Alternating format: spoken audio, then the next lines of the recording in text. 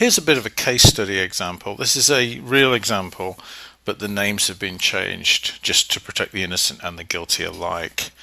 This is a lady called Anna, very professional, smart, powerful lady, respected in her work.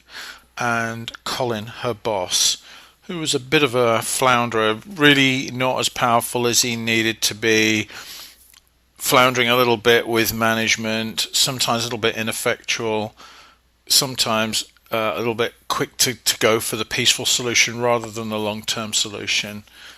But what happened was Anna one day was called in by Colin, who said that somebody had made a complaint about her, that she was overly aggressive. But he couldn't say who this person was who made the complaint. But how did she feel about it? And naturally she was quite upset about it because nobody wants to hear that sort of thing.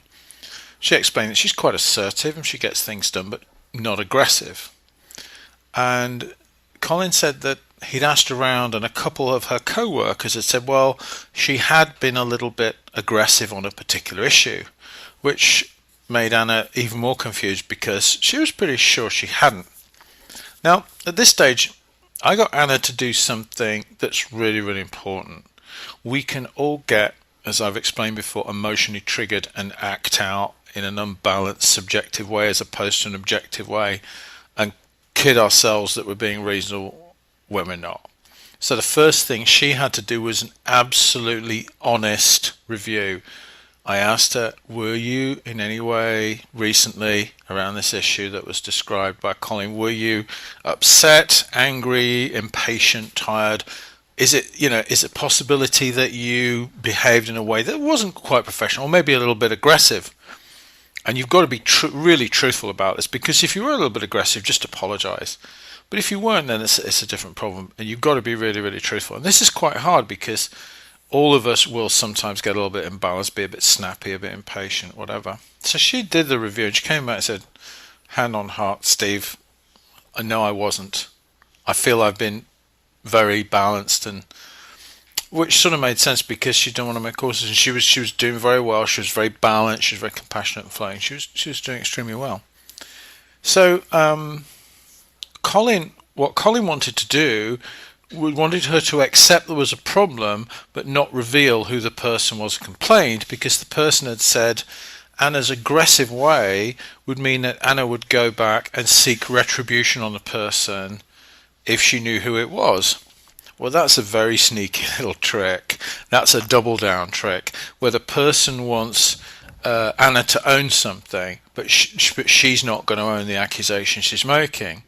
Colin wanted to sort of mediate and make it all go away, and I suggested, look, I can't tell you what to do, but you have to own your actions, and I feel you can't just allow mediation to say, okay, well, I own it even though I didn't do it, because I believe in Colin's consciousness there's going to be a mental black mark against you now, which down the line may be brought up. So address it, go for it. So the more she went for it, the more this thing escalated. And I advised that she consider, I didn't tell her what to do, but I advised she consider just keep them going. Anyway, to cut a long story short, she pushed Colin into a situation where he had to ask the person to either come forward, formalise the comment and reveal who she was, or take it away.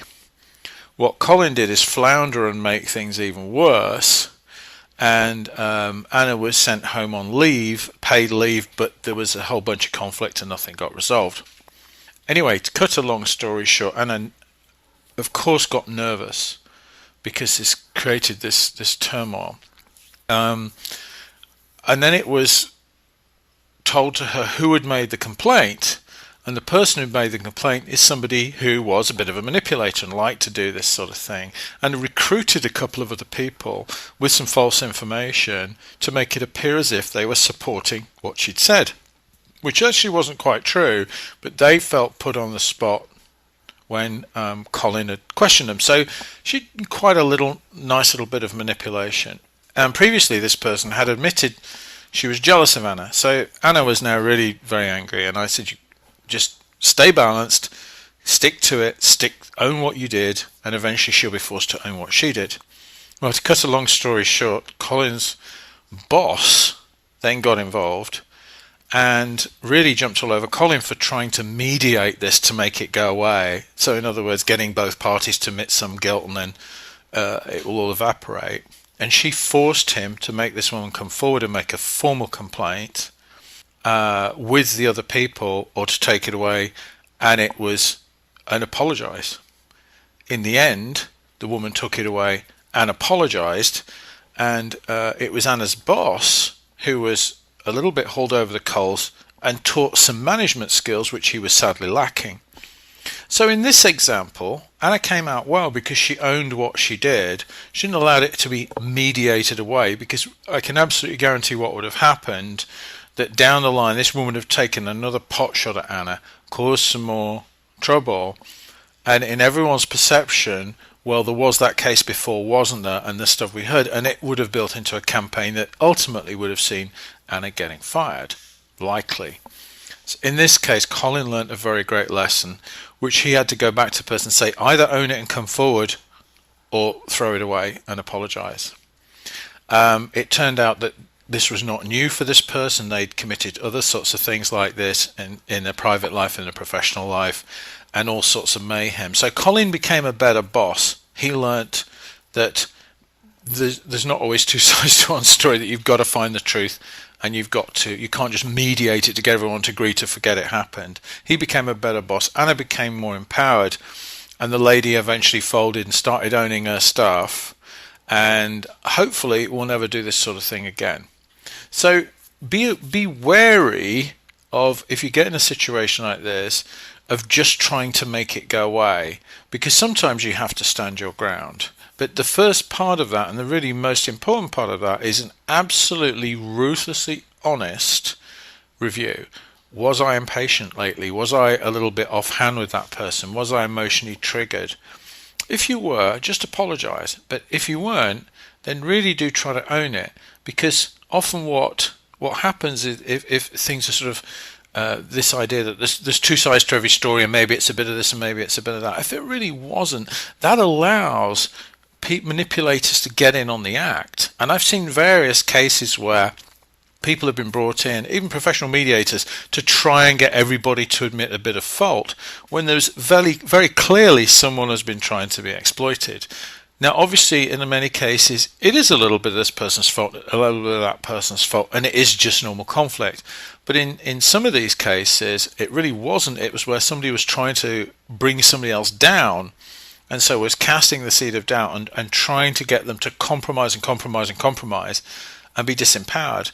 And each time they did compromise, and there was the sort of, well, maybe it was me and maybe it was them, the person did it again and tried to gradually whittle it down. Eventually they lost their job, or they got hauled upstairs or something, because this has happened several times.